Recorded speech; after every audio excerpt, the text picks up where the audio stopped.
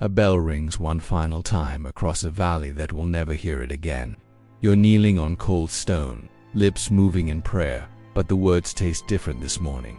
Like ash, like goodbye. You're Sister Magdalena now, 19 years old. You took your vows 2 years ago, after your family was killed in a raid.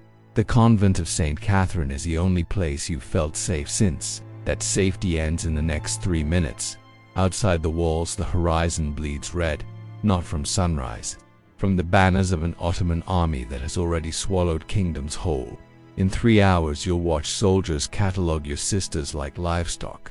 In 3 days, you'll be walking south with rope around your wrists, stepping over the bodies of women who couldn't keep up. In 3 weeks, you'll be chained to a bench on a ship crossing the Aegean, whispering psalms while the waves try to drown your voice. In 3 months, you'll be scrubbing floors beneath Topkapi Palace, carving crosses into stone walls with your fingernails, praying someone will find them. This is Thessaly, 1470. And for the 23 women in this convent, what comes next won't be death. Death would have been quick. Death would have been mercy. What the Ottomans did to them was designed to be slower, calculated, a fate that erased not just their lives, but their names, their faith, their memory of who they once were. None of them will die in this video. What happens to them is worse. The first cannonball hits just after dawn. It doesn't strike the chapel, it strikes the bell tower. The sound is apocalyptic. Stone explodes. Iron shrieks against iron. The bell that has rung every morning for 140 years shatters mid-swing. The pieces rain down onto the courtyard where you grow herbs for healing. The same hands that tended those plants now cover your ears. Sister Eleni, the abbess, doesn't scream. She stands, crucifix raised, and begins to sing, Kyrie eleison, Lord have mercy. One by one, the others join her. 23 voices rising against the roar of an empire. You sing too. Your voice cracks, but you sing. But here's what you're about to learn. Empires don't listen to songs. By midday, the gates are breached. Ottoman soldiers pour into the courtyard, but they don't come with swords drawn. They come with ledgers, quills, ink pots. They move through the convent like clerks, not conquerors, counting, recording, cataloging, because to the Ottomans you aren't people, you're assets. A translator steps forward. A Greek man who once lived in these hills. His voice shakes as he reads from a scroll. By order of Sultan Mehmed II, all subjects of the conquered territories must submit to the authority of the Sublime Porte. Those who convert will be granted protection. Those who refuse will face the consequences of rebellion. Silence. Sister Eleni steps forward. Her face is calm, almost serene. She speaks not to the soldiers, but to the translator. In Greek so clear everyone understands. Tell your sultan that we have already given our lives to a king. We have nothing left to surrender. The officer in charge, a man named Hasan Pasha, whose name appears in Ottoman military records from the 1470 Thessalian campaign, doesn't respond with anger. He responds with a smile, and that smile is worse than any sword, because he knows something you don't yet understand. The Ottomans have perfected the art of breaking people without killing them. That night, you're locked inside your own chapel. No food, no water, just darkness and the sound of soldiers outside laughing, eating, living while you wait to see who breaks first. 2 younger sisters begin to weep in the corner. Their sobs echo off the stone. You do something you didn't plan. You start to whisper, "The Lord is my shepherd. I shall not want." Then another psalm. "Though I walk through the valley of the shadow of death, I will fear no evil." The weeping slows, then stops. Other voices join yours one by one, until the chapel fills with whispered prayer. Here's the detail that changes everything. These women had spent their entire lives preparing for suffering, fasting, vigils in the cold, hours of silence, submission to something greater than themselves. What the soldiers saw as torture, you saw as your daily discipline. But Hasan Pasha is patient. He has seen this before. Faith is like a candle, he once wrote in a letter to the Sultan, still preserved in the Topkapi Palace archives. It burns brightest just before it dies. He's about to test that theory. On the second day, the doors open. A servant enters with bread and water, real food, clean water. He sets it down without a word and leaves. You stare at it. Your throat is cracked, your stomach hollow. The younger sisters look to Eleni, desperation in their eyes. Sister Theodosia, 70 years old, speaks first. They want us to take it, to feel gratitude, to soften. Eleni nods. Then we fast. You don't touch the food. By the third day, your lips are bleeding. Your hands shake. Some sisters can barely stand, but no one breaks. On the third day, the doors open again. This time, it's Hassan himself. You are not criminals. You are not enemies. You are simply mistaken. His voice is soft, reasonable. That makes it worse. The Sultan is merciful. He offers you new lives, new names, protection. All you must do is speak the words. Silence, or you can come with us to Constantinople. There the Sultan himself will hear your case. He pauses, but the road is long, and the weak do not survive it. It's not a threat, it's a promise. Sister Eleni looks at her sisters. Some are barely conscious. Some are praying with their eyes closed. Some are staring at the floor, trying to find strength in the stone. She turns back to Hassan. We will walk. The smile returns to his face. Good. We leave at dawn that night. Your throat is so dry you can barely swallow, but you begin to hum anyway. A hymn from Vespers. It hurts. You hum louder. One by one, the others join. Outside, the soldiers hear it. Some pause. Some look away. Years later, one of them will tell his grandson about the women who sang themselves to death, but that story will be forgotten too. For now, the hymn rises through the cracks in the chapel walls. A prayer, a plea, a declaration. We are still here. If these women deserve to be remembered, subscribe, not for me, for them. Now, back to the fourth day. The day you start walking. They leave at dawn. 23 women, hands bound with rope, walking south toward the coast. No carts, no horses, just feet and dust and a sun that shows no mercy. The soldiers don't rush you. They don't need to. The road itself is the punishment. Here's your first rule of survival. Rule number 1, keep moving. If you stop, they leave you. And what happens to women left alone on Ottoman roads is worse than dying on your feet.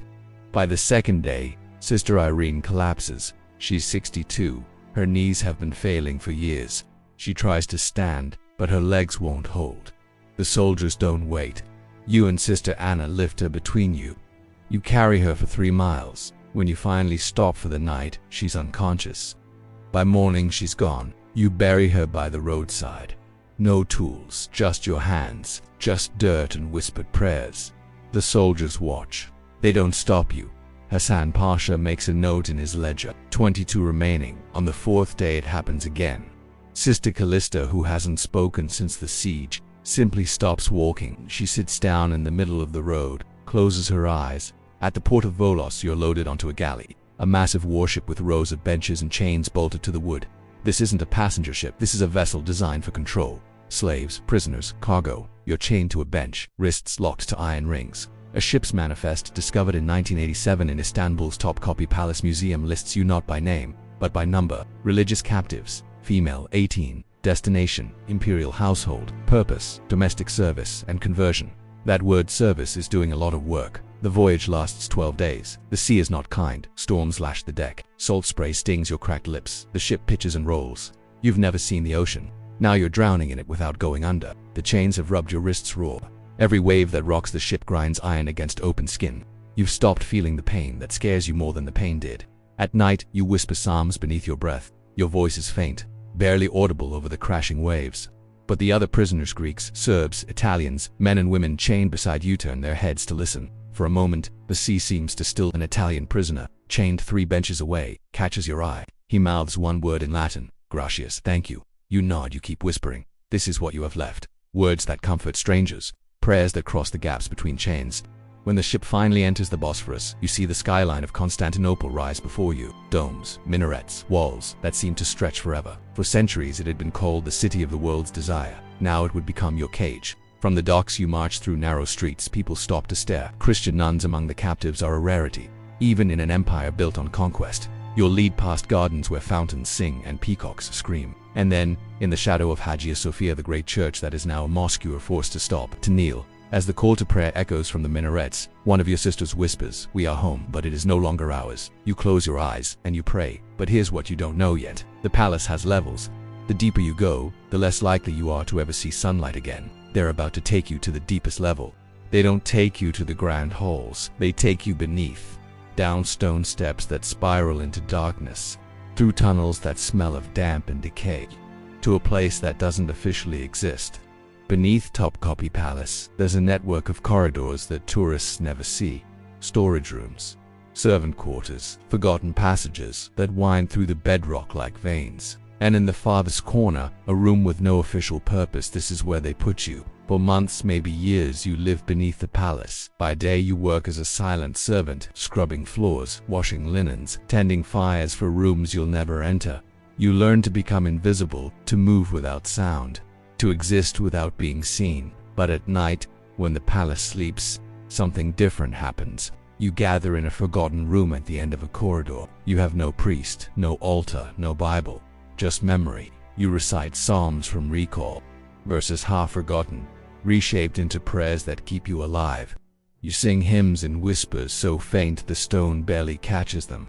You hold communion with bread stolen from the kitchens and water from the palace wells, and you carve one scratch at a time, with fingernails, with shards of broken pottery, with anything sharp enough to leave a mark. Crosses, dozens of them, small, crude but real. And beneath those crosses you etch for words in Latin, lux in tenebris lucet. The light shines in the darkness. Here's the detail that proves this happened. In 2011, during restoration work at Topkapi Palace, archaeologists broke through a false wall in the lower tunnels. What they found stopped them cold. Crosses scratched into stone. Traces of wax, not from Ottoman candles, but from a different source. Older, mixed with herbs, the kind of candles nuns made in convents, and that Latin phrase, still visible after 500 years. The archaeologists stood in silence for a long time.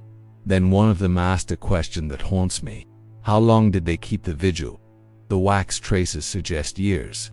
The depth of some carvings suggests desperate, repeated effort, which means you gathered night after night, year after year, in absolute darkness, and refused to stop believing.